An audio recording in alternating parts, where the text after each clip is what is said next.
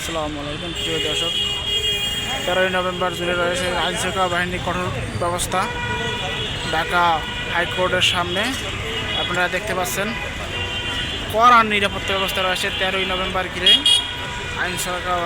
আইনশৃঙ্খলা বাহিনী খুবই জোরদার অবস্থানে আছেন। পাশাপাশি বিভিন্ন রাজনৈতিক সংগঠনগুলো সোচ্চার আছেন। পুরো ঢাকা আপনার আইন শৃঙ্খলা বাহিনীর চাদরে ঢাকা রয়েছে। কড়া নিরাপত্তার মাধ্যমে দেশ শান্ত থাকুক, আমরা শান্ত থাকব।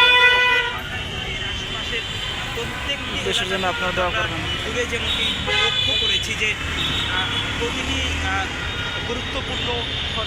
প্রতিটা গুরুত্বপূর্ণ সরকারি স্থাপনার আশপাশে রয়েছে খুব কড়া নিরাপত্তা। সবাই দেশের জন্য দোয়া করবেন, ভালো থাকবেন। দেশ ভালো থাকবে, আপনারা ভালো থাকবেন। আশা করি কেউ বিশৃঙ্খলা সৃষ্টি করবেন না, যা হয়ে গেছে।